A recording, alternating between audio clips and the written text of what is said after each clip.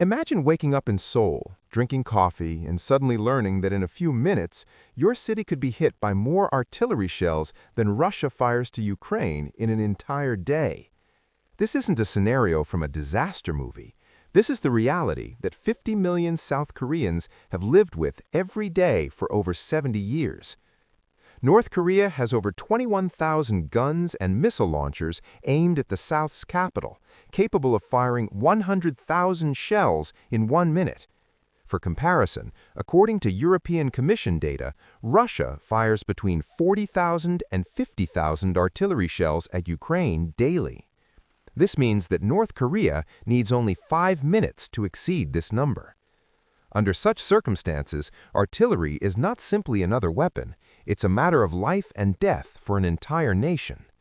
And that's why the South Koreans created something no one else in the world could build, the K9 Thunder self-propelled anti-tank missile, which is now being fielded by the Polish army. To understand why this weapon is so unique, we have to go back to 1953, when hostilities ended on the Korean peninsula. But the word ended is very misleading here because the war never actually ended. Only an armistice was signed, which means that technically North Korea and South Korea remain at war to this day. Imagine looking through binoculars every day for 70 years at the most fortified border in the world and seeing thousands of gun barrels aimed at your home. This is everyday life for Korean soldiers stationed in the demilitarized zone. After the armistice was signed, both sides immediately entered an arms race that continues to this day. And here's something that may surprise many Europeans. North Korea had a technological and economic advantage over the South for many years. Only in the late 1960s did the situation begin to change when the Americans transferred their 175mm M107 self-propelled howitzers to South Korea. This was a powerful weapon with a range of 40 kilometers, but it had one serious drawback. Its rate of fire was only 1 round per minute. At the time, this seemed sufficient, but the North Koreans had a different opinion. In response to the American weapons, the Kim Il-sung regime unveiled its own design, the 170mm M178 Koksan self-propelled gun. It was more than just a copy of the Soviet S-23 system. It sent a message to the world that the North had no intention of giving in. The Koksan matched the range of the American howitzer, but required 5 fewer crew members, which is crucial in a total war.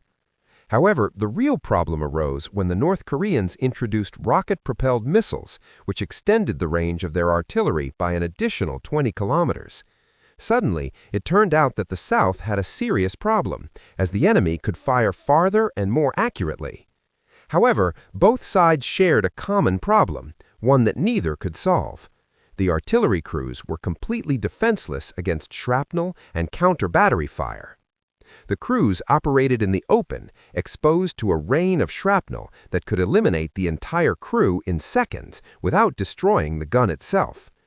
In the era of modern mobile warfare, where positions must be changed every few minutes to avoid enemy retaliation, such a design was outdated. North Korea reacted first, initiating mass production of the Koksan, of which analysts estimate it had produced over 500 units. This forced the South to desperately search for a solution that would restore the balance of power on the peninsula. In December 1983, representatives of the United States and South Korea signed an agreement on the licensed production of the American M109A6 Paladin howitzer. For the Koreans, this was supposed to be a breakthrough.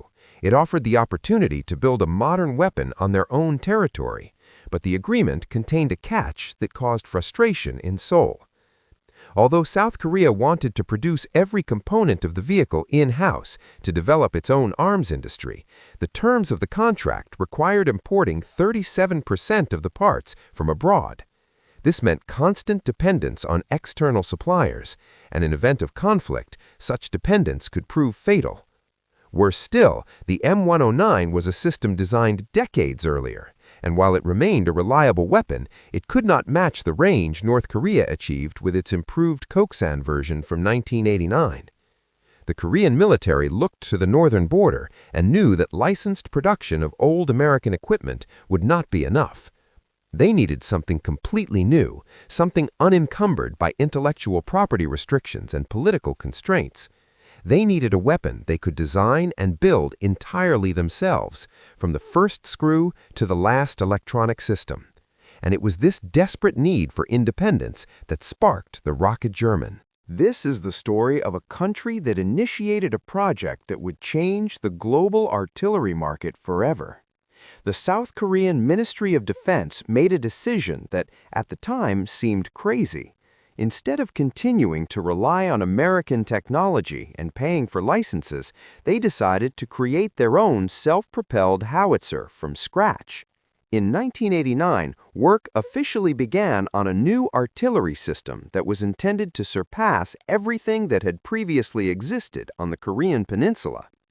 Samsung Aerospace Industries, a company that today operates under the name Hanwha Defense and is one of the largest arms manufacturers in the world, was invited to participate in the project.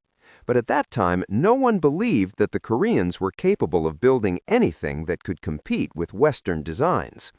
However, before the engineers from Samsung started working, scientists from the Korean Agency for Defense Development had been collecting data and conducting research since 1983, predicting something that seemed revolutionary at the time. The future of artillery would belong to systems capable of firing a series of shots in a few seconds and then quickly changing position before the enemy could retaliate. This concept, called shoot and scoot, became the foundation of the entire project. As early as 1984, they built a prototype automatic loading system that was intended to achieve a rate of fire unimaginable by the standards of the time. In 1987, the Defense Development Agency presented a plan to modernize the existing K-55 howitzer, which was the Korean version of the American M109. The idea seemed logical, as using a proven platform would significantly reduce costs and speed up the work. The inspiration was the American Howitzer Improvement Program, which aimed to improve the M109 family of howitzers. However, the Republic of Korea Army rejected these proposals in 1988. The generals decided that modernizing the old system was a dead end and that they needed something completely new, designed from scratch with the specific conditions of the Korean peninsula in mind. This decision proved to be groundbreaking as it freed Korean engineers from the limitations associated with American intellectual property. They could now design without regard to licenses and patents, which gave them creative freedom that no other arms manufacturer in the world working on a similar system had. However, the technical requirements for the new howitzer were extremely ambitious. The gun was to achieve a range of 40 kilometers with standard ammunition and 50 kilometers with extended range projectiles, which would surpass any current and future systems of North Korea. One of the biggest challenges turned out to be the 52 caliber barrel length. This is significantly more than in older systems and provides greater range and accuracy, but it creates serious problems with balancing the entire structure. The German engineers encountered exactly the same problem when designing the PZ-2000 howitzer, which was being developed at roughly the same time. The long barrel caused the vehicle's center of gravity to shift dangerously forward, making maneuvering and aiming difficult. The Koreans used a compensatory mechanism that solved the balance problem, but created a new problem that no one had previously considered. The hydraulic generators powering the stabilization system made such a terrible noise that the crew literally preferred to cover their ears rather than aim the gun. Imagine sitting in a closed metal box with a mechanism working next to your head that sounds like a jet engine at full throttle. Under such conditions, it's impossible to concentrate on firing or communicate with the rest of the crew. The problem seemed insurmountable without a complete redesign of the structure, which would mean years of delays and enormous costs. Then, scientists from Seoul National University of Science and Technology stepped in. Instead of redesigning the entire system, they developed a complex mathematical model that allowed them to optimize the operation of the hydraulic generators without changing the basic design. It was an elegant solution, typical of the Korean approach to engineering, where instead of brute force solutions, clever workarounds are sought. The noise was reduced to an acceptable level, and the project could move forward. In October 1992, the final requirements regarding the rate of fire were established. Initially, a variant with 3 shots in 10 seconds was considered, but a cost analysis showed that it would be too expensive and would constitute an unnecessary burden on the research team. Ultimately, it was decided to opt for 3 shots in 15 seconds. The reasoning was simple. No target is able to leave the impact zone within 15 seconds of the first hit. Therefore, the additional 5 seconds have no tactical significance, but significantly reduce development costs. However, in March 1993, the work suddenly stopped. The reason was not technical problems, but politics. Music. The democratically elected president, Kim Jong-sam, decided to crack down on Hano, a secret organization. The purge of military officers who were loyal to the previous dictator Chun Do-hwan paralyzed the decision-making process as the Army Logistics Department refused to sign the contract for the development of the XK-9 prototype until a servicing and maintenance plan for the new system was presented. Only at the end of August 1993 did the Joint Chiefs of Staff finalize the agreement. In September, the Ministry of Defense approved the prototype development plan, and in October, the President himself gave the green light for the continuation of the project.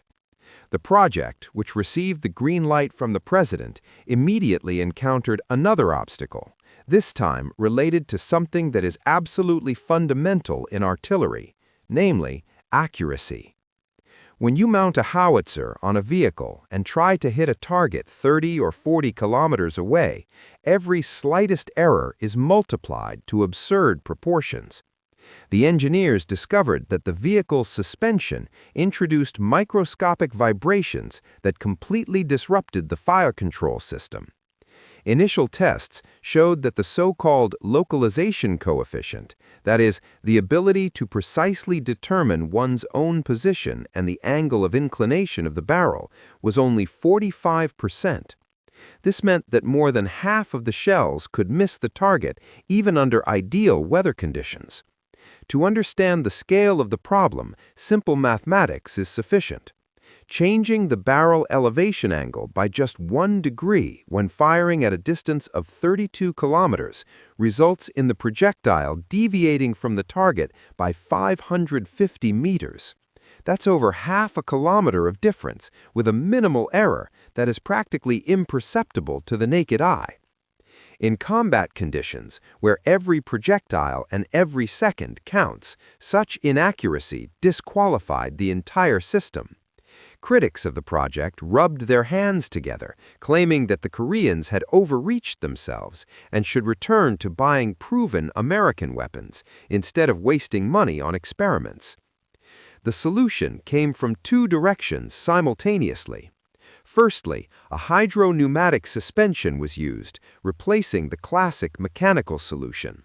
This technology, although more expensive and more complex, allowed the firing platform to be stabilized at a level unattainable for traditional suspensions. This single element alone increased the localization coefficient from 45% to 70%, which was an almost unprecedented qualitative leap. Secondly, an advanced Talon inertial navigation system was imported from the American company Honeywell Aerospace, which allowed the vehicle's position to be determined with centimeter accuracy even without access to a GPS signal. At the same time, work continued on an element that was to make the Korean howitzer truly unique compared to its global competitors, the armor. This is where POSCO, the Korean steel giant, came into play, which in 2010 was recognized as the world's largest steel producer in terms of market value. At that time, it ranked 146th among the largest corporations on the planet in the Fortune Global 500 ranking. POSCO developed a special armored steel designated MIL 121560H, which was produced exclusively in South Korea and intended only for the domestic armed forces. No foreign recipient of the K9 howitzer receives the same steel as the Korean Army. Because this was a completely new technology, the military decided to conduct comparative tests of domestic and imported armor plates to minimize the risk. At the same time, Samsung began training an elite group of welders whose skills were so high that they required certification by the American Research Center in Aberdeen. It was there, in one of the most renowned military laboratories in the world, that independent comparative tests were conducted. The results surprised everyone because the Korean steel proved to be better than its imported counterparts.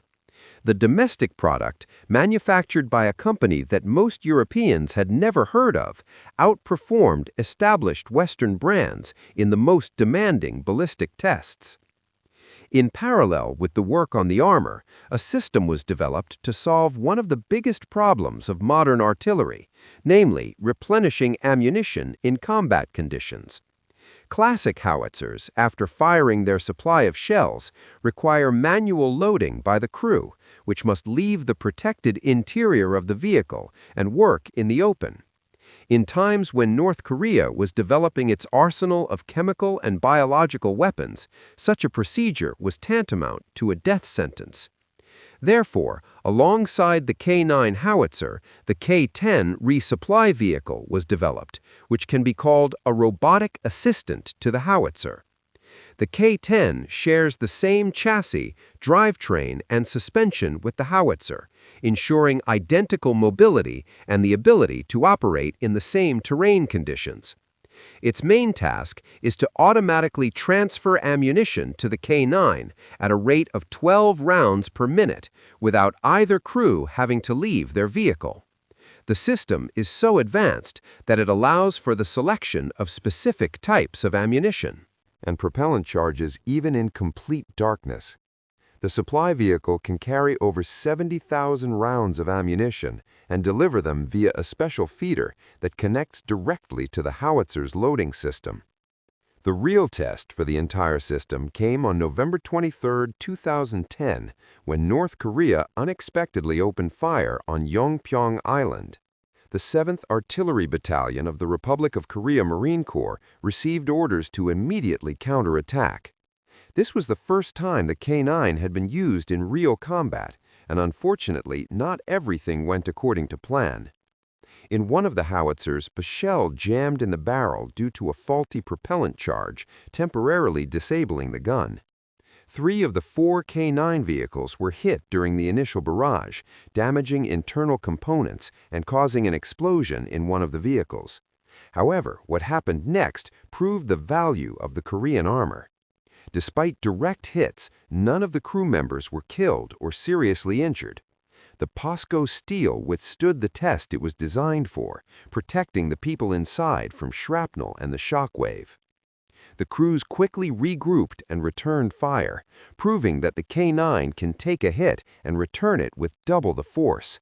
It was a miracle that this incident did not escalate into World War III. But for the Korean engineers, it was an invaluable lesson that allowed them to improve the system before mass production. The incident on Yeonpyeong Island revealed yet another weakness that the Korean military had to urgently address.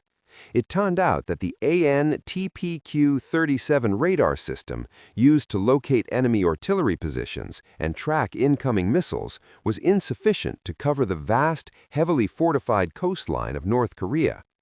There was a lack of a sufficient number of radar units to provide full coverage, which meant that some of the enemy fire remained undetected until the moment of impact. This lesson cost the damage of 3 valuable howitzers, but at the same time provided invaluable data for further development of the system. Simultaneously, South Korean intelligence, the equivalent of the American CIA, known as the National Security Planning Agency, was gathering information from defectors from the North, which painted a terrifying picture of what the Kim regime was planning in the event of a full-scale war. According to these reports, North Korea's strategy involved the use of overwhelming firepower combined with a lightning-fast attack as part of a so-called one-strike attack without stopping. But the most disturbing addition to this plan was euphemistically referred to as a poisoned missile, meaning the mass use of chemical weapons from the very first minutes of the conflict. This was not an empty threat or propaganda. As early as 1967, Kim Il-sung issued the so-called Chemicalization Declaration, the goal of which was to create an independent chemical industry capable of producing weapons. An American intelligence report from 1979 confirmed that North Korea had developed at least defensive capabilities in chemical warfare, but these capabilities were quickly expanded to include the production of artillery shells capable of dispersing chemical agents. Analysts from the Rand Research Center identified not one or two, but 8 factories capable of producing 5,000 tons of chemical weapons annually in peacetime. In the event of war, this number could increase to 12,000 tons. Another research center provided even more detailed data. North Korea possessed 11 chemical weapons production and storage facilities, 13 research and development centers, 2 testing grounds, and 4 military bases fully equipped with this type of weaponry. Moreover, many of the new armored vehicles produced by the North were no longer infantry carriers, but self-propelled guns adapted to fire missiles with chemical warheads. The regime systematically shifted its doctrine towards chemical warfare, knowing that conventionally it had no chance against the combined forces of the South and the United States. This is precisely why the K-9 received a hermetically sealed hull with an overpressure system that protects the crew from chemical, biological, and radiological contamination. The system works on a simple principle. Special blowers force outside air through advanced filters, maintaining a higher pressure inside the vehicle than outside. Because no armored vehicle is perfectly airtight and small leaks always occur, the overpressure ensures that air flows in only one direction, from the inside to the outside, preventing contaminated particles from entering. The interior lining of the crew compartment also likely contains neutron shielding to protect from radiation from nuclear explosions. This ability to operate in a contaminated environment has proven crucial to the K-9's export success in markets where the threat of weapons of mass destruction is real. Since 2001, when Turkey became the first foreign customer to order Korean howitzers, the list of recipients has steadily grown. India, a country that traditionally bought Russian military equipment, opted for the K-9. Finland, Norway, and Estonia, NATO countries bordering Russia or located in its sphere of influence, joined the list. Australia secured its southern flank, and Egypt strengthened its position in the Middle East. Currently, the K-9 Thunder controls 52% of the global market for self-propelled tracked howitzers, with over 2,000 units in service worldwide. For Poland, the road to the K-9 began much earlier than it might seem. Cooperation with Hanwha Defense started with the Crab Howitzer project, where the Korean company supplied the chassis for the Polish design. This program proved that the partnership between Warsaw and Seoul can work effectively, that Korean technology performs well in European conditions, and that the Polish defense industry can effectively cooperate with an Asian partner. The success of the Crab opened the door to a much larger transaction.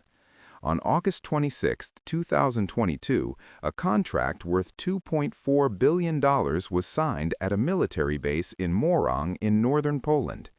This is the largest export agreement in the history of the K-9 and one of the largest arms contracts in Polish history. Under this agreement, the Polish Army will receive 672 K-9 howitzers, along with 155mm caliber ammunition, training, and logistical support. Deliveries were to be made between 2022 and 2026, and another executive contract was planned to be signed before the end of that year. The presence of Deputy Prime Minister and Minister of National Defense Mariusz Błaszczak at the contract signing ceremony in Morong was not accidental. Standing beside him were Eum Dong-won, the South Korean Minister of Defense Acquisition Program Administration, and Son Gil, the president of Hanwha Defense. This constellation of key figures from both countries signaled the agreement went far beyond a simple commercial transaction. Poland was to become more than just another recipient of Korean weapons. It was to become Hanwha's gateway to all of Europe and a key partner in its expansion into NATO markets. Hanwha Defense announced the opening of a Polish office before the end of 2022, which was an unprecedented step for an Asian arms manufacturer. Lee Bu-won, Vice President for International Business, stated directly that Poland would be a base for the company's global expansion, especially in Europe. The goal is to build stronger partnerships with NATO members and local businesses based on trust and cooperation. These were not empty words, as Hanwha had previously signed contracts with 4 NATO member states, Turkey, Norway, Estonia, and Poland, and was also preparing to participate in a British tender for mobile fire platforms. Hanwha's business model resembles a franchise. It's something like a fast food restaurant chain, only instead of hamburgers, they produce howitzers. For each license sold to a foreign partner, South Korea receives approximately $1.7 billion, and Hanwha helps launch a local production line. For the purchasing country, this means not only access to state-of-the-art weapons, but also the development of its own arms industry, job creation, and the building of technological expertise. The Polish Armaments Group, whose chairman Sebastian Chwalek also participated in the ceremony in Morong, is to be the main beneficiary of this knowledge transfer. But why did Poland opt for Korean weapons instead of European alternatives? The answer lies in a combination of 3 factors: price, availability, and proven combat effectiveness. The German PZ-2000 howitzer is an excellent weapon, but its production is limited and the waiting time for delivery is measured in years. Meanwhile, Hanwha has extensive production lines capable of quickly increasing volume, which was critically important in the face of the war on Poland's eastern border. The first K9 units arrived in Poland in 2022, while comparable quantities of European equipment would have required a much longer wait. The unit price of the K9 is approximately $2,900,000, which is comparable to the price of a single-family home in the United States. For this money, you get a vehicle capable of firing 10 rounds per minute, 4 more than older artillery systems. This difference may seem small, but in an artillery duel where every second counts, it means an advantage that can determine survival. A howitzer that fires faster has a greater chance of destroying the enemy before they can return fire and change position. The war in Ukraine brutally reminded the world of the importance of artillery in modern conflict. Tens of thousands of shells fired daily by both sides showed that despite the development of precision-guided missiles and other advanced weapons, artillery remains crucial. Despite the rise of drones, classic artillery remains the queen of the battlefield. The ability to quickly fire a series of shots and immediately change position is crucial.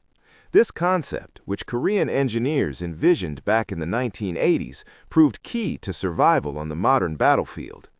The K9 was designed precisely with this scenario in mind, a war where artillery is the main weapon of destruction and where only those who shoot first and escape fastest survive. The story of the K9 Thunder is the story of a nation that for 70 years lived in the shadow of 21,000 enemy guns and instead of surrendering, created a weapon better than anything its adversaries had. It's the story of engineers who solved problems considered impossible to solve, welders whose skills were certified by the best laboratories in the world, and soldiers who tested this weapon in real combat and survived thanks to its armor.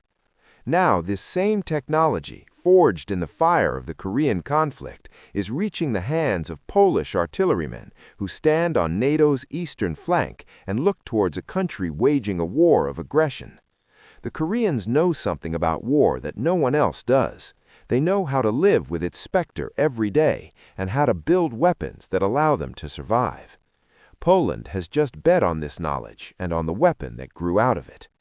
If this story was interesting to you, leave a thumbs up and write in the comments what you think about the Polish government's decision. Subscribe to the channel so you don't miss future stories about weapons that are changing the face of modern conflicts. Yeah.